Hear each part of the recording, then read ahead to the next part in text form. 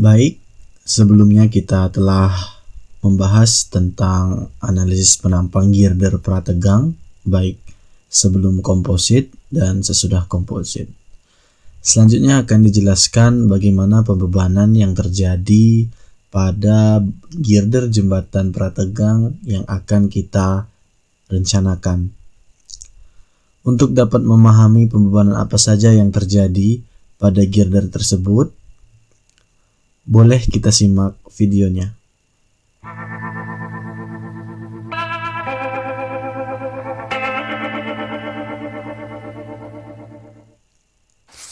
Oke, untuk beban-beban yang bekerja pada girder jembatan prategang yang akan kita rencanakan antara lain adalah beban mati. Beban mati yang bekerja pada girder jembatan ini dapat kita lihat pada denah jembatan yang kita buat pada gambar 2.3 dengan uraiannya sebagai berikut. Gambar ini adalah bagaimana jembatan kita menerima beban, kemudian kita analisis pada satu girder, yaitu girder yang berada di tengah jembatan.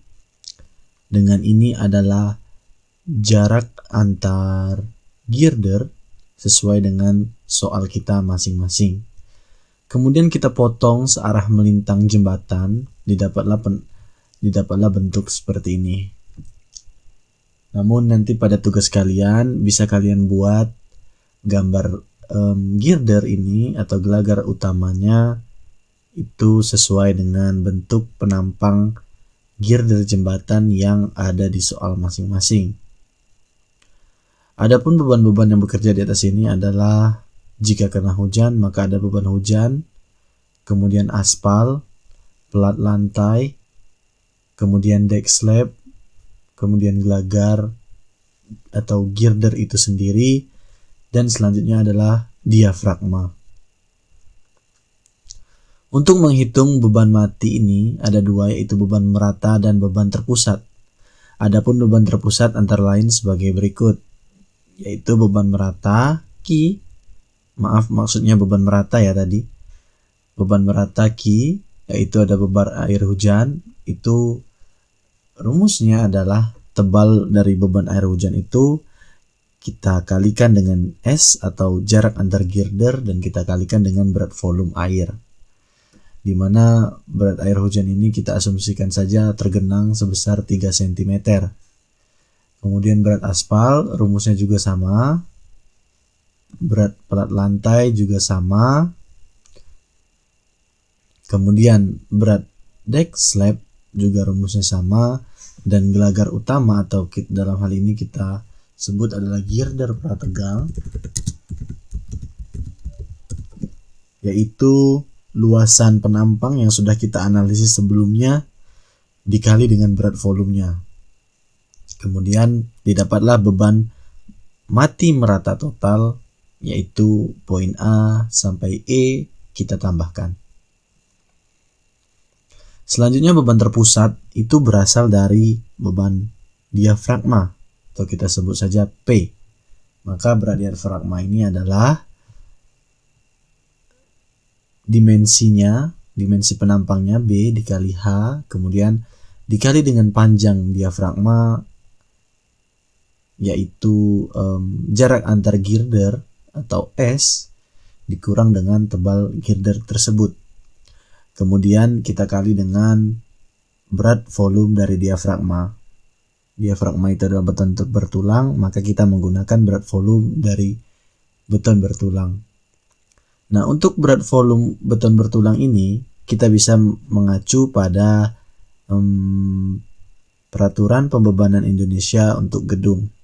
Nah, di sana ada berat dari air, aspal, hingga beton bertulang.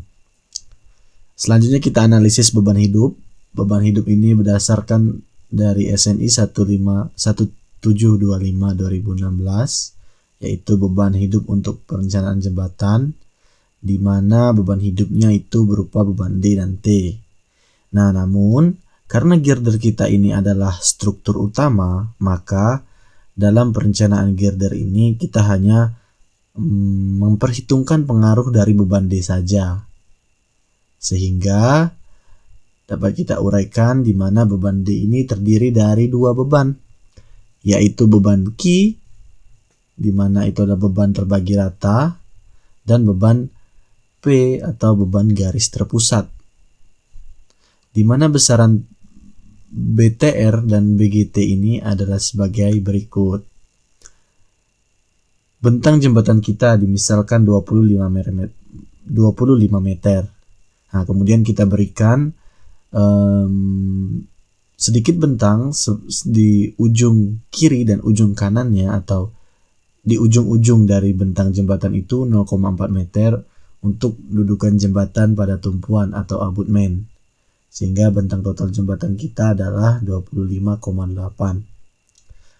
Berdasarkan SNI 1725 2016, karena bentang kita ini kecil dari 30, maka besaran BTR atau beban merata Q pada beban D ini adalah 9 kN per meter kuadrat. Nah, untuk bentangan yang lebar dari atau besar dari 30 meter itu ada rumusnya sendiri. Nanti bisa dicek di SNI 1725 2016 masing-masing.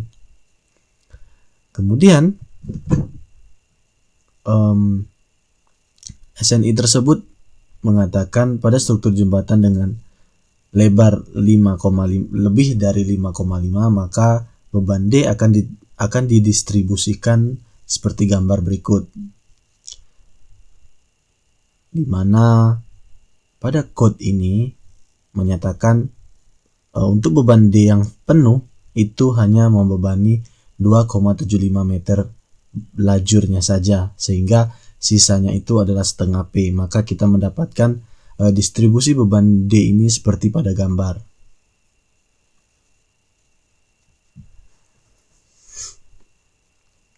Maka untuk perhitungan besar nilai Q BTR untuk gelagar dalam atau gelagar yang akan kita tinjau, yaitu girder yang ada di tengah-tengah dengan jarak antar girder misalkan 2 meter, maka besaran Q adalah 9 kN per meter kuadrat dikali dengan jarak antar girdernya.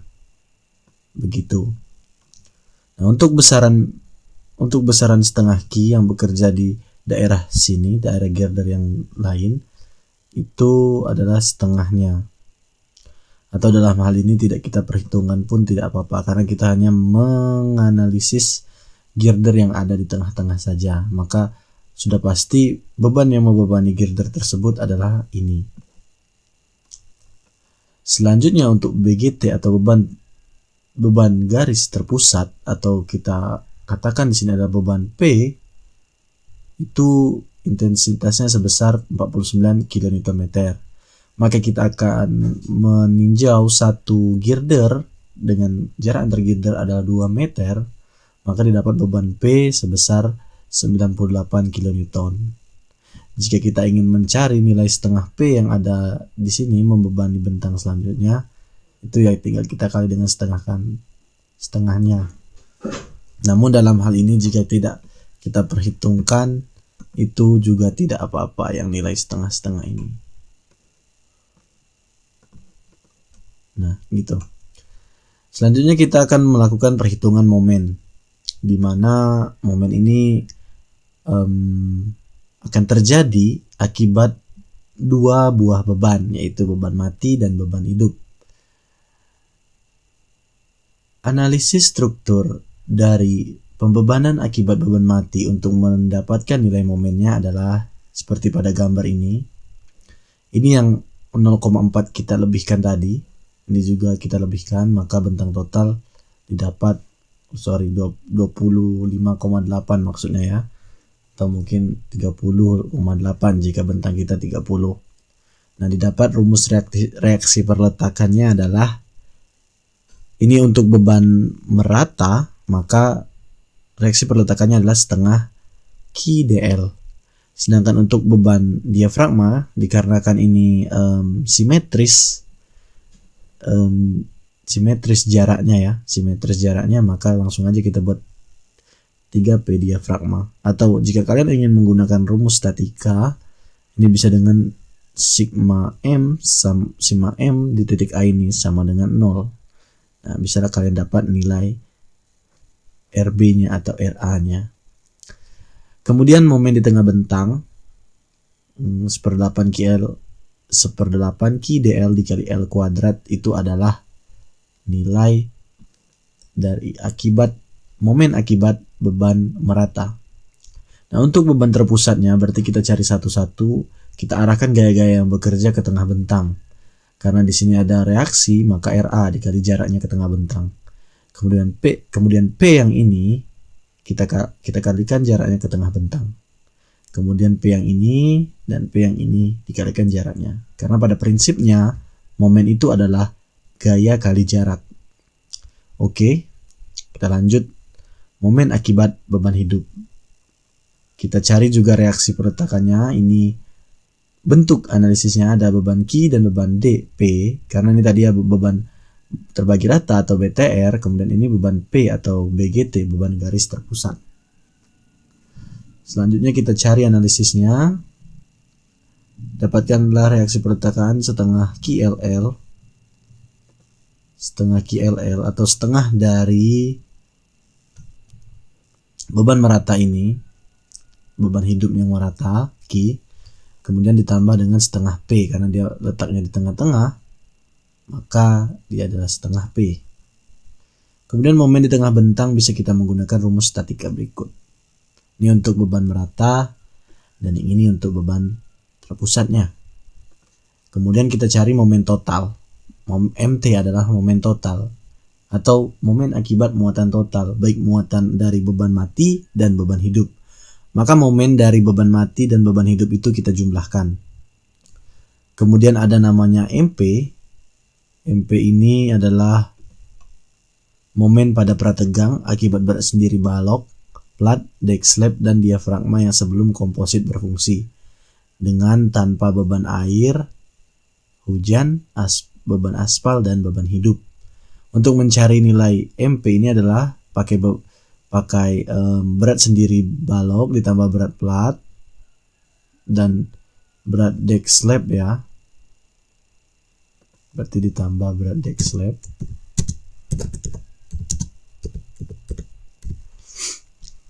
Kemudian ditambah dengan ini adalah momen akibat diafragma.